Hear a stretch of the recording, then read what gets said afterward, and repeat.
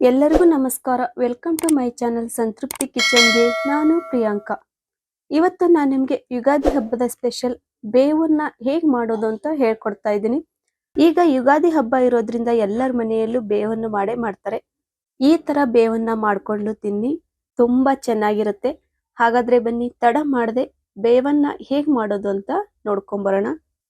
ಮೊದಲಿಗೆ ನಾನಿಲ್ಲಿ ಬೇವನ್ನ ಮಾಡಲಿಕ್ಕೆ ಅರ್ಧ ಕೆಜಿಯಷ್ಟು ಪುಟಾಣಿನ ತಗೊಂಡಿದ್ದೀನಿ. ನಿಮಗೆ ಎಷ್ಟು ಬೇಕೋ ಅಷ್ಟು ಅಳತೆಯಲ್ಲಿ ಪುಟಾಣಿನ ತಗೊಳ್ಳಿ. ನಾನಿಲ್ಲಿ ಅರ್ಧ ಕೆಜಿಯಷ್ಟೇ ಬೇವನ್ನ ಮಾಡ್ತಾ ಇದ್ದೀನಿ. ನಂತರ ಬೇವಿಗೆ ಹಾಕ್ಲಿಕ್ಕೆ ಗೇರ್ ಬೀಜ, ಗೋಡಂಬಿ, ಒಣ ದ್ರಾಕ್ಷಿ, ಏಲಕ್ಕಿ, ಲವಂಗ, ತುರಿದಿರ್ತಕ್ಕಂಥ ಒಣ ಕೊಬ್ಬರಿ ಮತ್ತೆ ಶುಂಠಿ ಪುಡಿ, ಒಣ ಶುಂಠಿನ ಪುಡಿ ಮಾಡ್ಕೊಂಡು ಇಟ್ಕೊಂಡಿದ್ದೀನಿ, ಅದನ್ನು ಸಹ ತಗೊಂಡಿದ್ದೀನಿ. ನಂತರ 8ರಿಂದ 10 ಬೇವಿನ ಹೂವನ್ನ ತಗೊಂಡಿದ್ದೀನಿ. ಇದಕ್ಕೆ ಮೇನ್ ಇಂಗ್ರೀಡಿಯೆಂಟ್ಸೇ ಬೇವಿನ ಹೂವು. ನಂತರ 1 ಕಪ್ ಆಗೋಷ್ಟು ಬೆಲ್ಲನ ತಗೊಂಡಿದ್ದೀನಿ. ಬೇವಿಗೆ ಹಾಕೋ ಬೆಲ್ಲ ಅಂದ್ರೆ ಅಂಗಡಿಲಿ ಕೊಡ್ತಾರೆ, ಆ ತರ ಬೆಲ್ಲನ ತಗೊಂಡಿದ್ದೀನಿ. ಇಷ್ಟಿದ್ರೆ ಸಾಕು, ಬೇವು ರೆಡಿ ಆಗುತ್ತೆ. ಇವಾಗ ಬನ್ನಿ ಬೇವು ಮಾಡೋದು ಹೇಗಂತ ನೋಡ್ಕೊಳ್ಳೋಣ. ಮೊದಲಿಗೆ ನಾನು ತೆಗೆದುಕೊಂಡಿರ್ತಕ್ಕಂಥ ಪುಟಾಣಿನ ಮಿಕ್ಸಿ ಜಾರಿಗೆ ಹಾಕಿ ಸಣ್ಣಗೆ ಪುಡಿ ಮಾಡ್ಕೊಳ್ತಾ ಇದ್ದೀನಿ. ಪುಟಾಣಿನ ಚೆನ್ನಾಗಿ ಪುಡಿ ಮಾಡ್ಕೋಬೇಕು.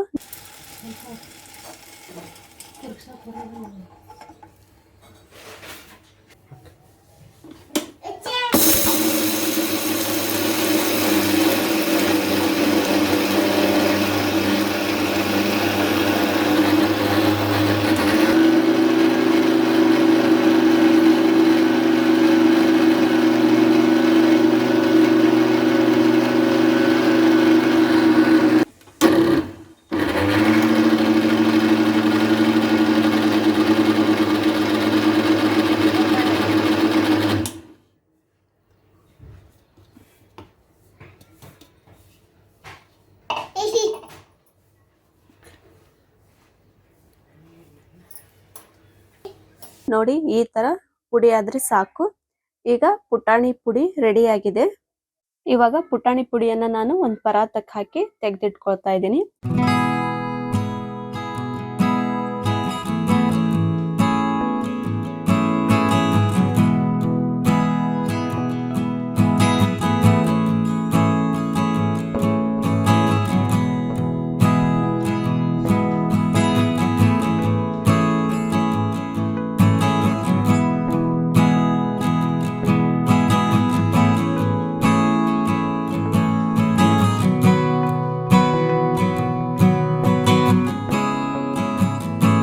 ಇವಾಗ ಏಲಕ್ಕಿನ ಸಿಪ್ಪೆನ ತೆಗೆದು ಒಳಗಿರೋ ಬೀಜನ ಅಷ್ಟ ಜಜ್ಕೋಬೇಕು. ಏಲಕ್ಕಿ ಮತ್ತೆ ಲವಂಗನ ಎರಡು ಸೇರಿ ತರಿಯಾಗಿ ಜಜ್ಕೊಂಡ್ರೆ ಸಾಕು, ತುಂಬಾ ನುಣ್ಣಗಾಗೋದೇನ್ ಬೇಡ. ಈಗ ನೋಡಿ, ಇಷ್ಟ ಆದ್ರೆ ಸಾಕು. ಏಲಕ್ಕಿ ಮತ್ತೆ ಲವಂಗ ಜಜ್ಕೊಂಡ ನಂತರ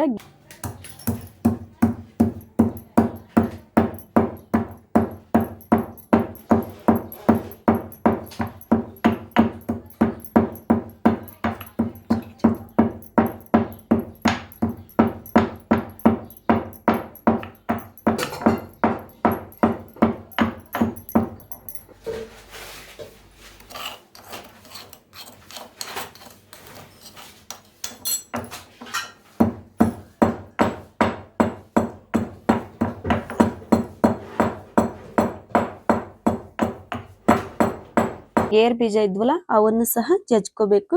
ಅವು ಸಹ ತುಂಬಾ ಸಣ್ಣಗಾಗೋದೇನ್ ಬೇಡ, ಸ್ವಲ್ಪ ದೊಡ್ಡಕ್ಕಿದ್ರೆ ನಡೆಯುತ್ತೆ. ಗೇರ್ ಬೀಜ ಜಜ್ಕೊಂಡ ನಂತರ ಇವಾಗ ಗೋಡಂಬಿನೂ ಸಹ ಸಣ್ಣಗೆ ಜಜ್ಕೋಬೇಕು.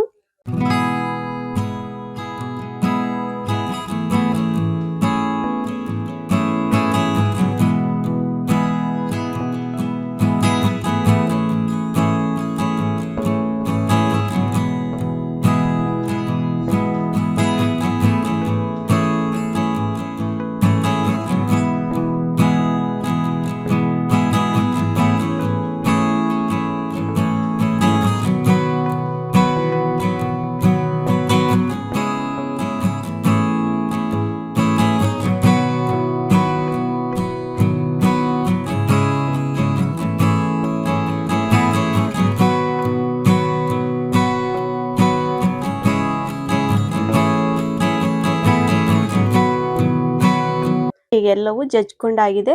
ಇವಾಗ ಪರಾತಕ್ಕೆ ಪುಟಾಣಿನ ಮಿಕ್ಸಿ ಜಾರಿಗೆ ಹಾಕೊಂಡಿದ್ವಲ್ಲ ಅದನ್ನ ಪರಾತಕ್ಕೆ ಹಾಕೊಳ್ತಾ ಇದ್ದೀನಿ. ಪರಾತಕ್ಕೆ ಹಾಕೊಂಡ ನಂತರ ಇವಾಗ ನೋಡಿ ಎಲ್ಲ ಜಜ್ಕೊಂಡಿದ್ವಲ್ಲ ಅದನ್ನ ಒಂದು ಪ್ಲೇಟಿಗೆ ಹಾಕಿ ಎತ್ತಿಟ್ಕೊಂಡಿದೀವಿ. ನೋಡಿ ಈ ತರ ಜಜ್ಕೊಂಡ್ರೆ ಸಾಕು. ಇವಾಗ ಪುಟಾಣಿ ಹಿಟ್ಟಿಗೆ ನಾವು ಬೆಲ್ಲನ ತಗೊಂಡಿದ್ವಲ್ಲ ಅದನ್ನ ಹಾಕ್ತಾ ಇದ್ದೀನಿ.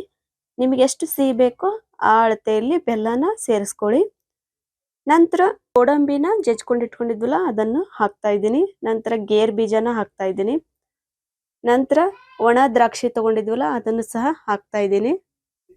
ಒಣ ದ್ರಾಕ್ಷಿನ ಜಜ್ಜೋದು ಬೇಡ, ಹಿಡಿಯೋದಾಗೆ ಹಾಕಿದ್ರೆ ಸಾಕು.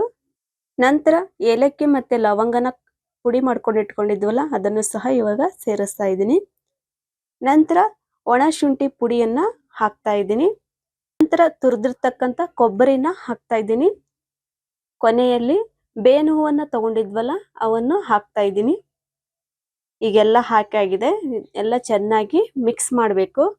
ಒಂದು ಚಮಚೆಯಿಂದ ಚೆನ್ನಾಗಿ ಮಿಕ್ಸ್ ಮಾಡಿದ್ರೆ ಸಾಕು, ಬೇವು ರೆಡಿ ಆಗುತ್ತೆ. ಎಲ್ಲ ಚೆನ್ನಾಗಿ ಮಿಕ್ಸ್ ಆದ ನಂತರ ಸ್ವಲ್ಪ ಟೇಸ್ಟ್ ನೋಡಿ, ಬೆಲ್ಲ ಕಡಿಮೆ ಇದ್ರೆ ಮತ್ತೆ ಬೆಲ್ಲನ ಹಾಕೊಳ್ಳಿ. ನೋಡಿ ಎಷ್ಟು ಚೆನ್ನಾಗಿದೆ ಬೇವು ಅಂತ.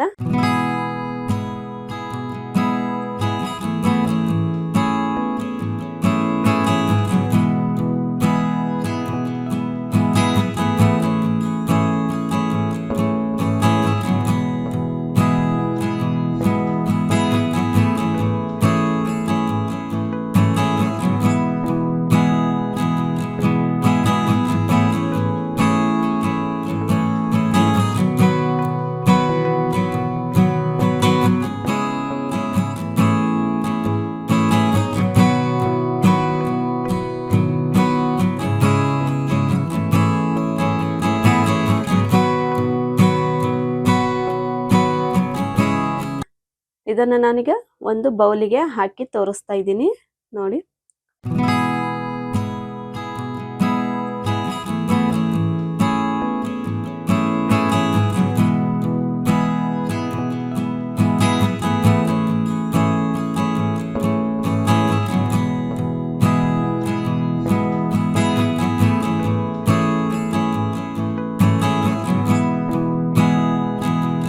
ಒಂದು ಬೌಲಿ ಹಾಕಿ ಮೇಲ್ಗಡೆ ಸ್ವಲ್ಪ ಒಣ ದ್ರಾಕ್ಷಿ, ಗೋಡಂಬಿ ಮತ್ತೆ ಗೇರ್ ಬೀಜನ ಉದುರಿಸಿದ್ರೆ ಬೇವು ರೆಡಿ ಆಗಿದೆ ಅಂತ.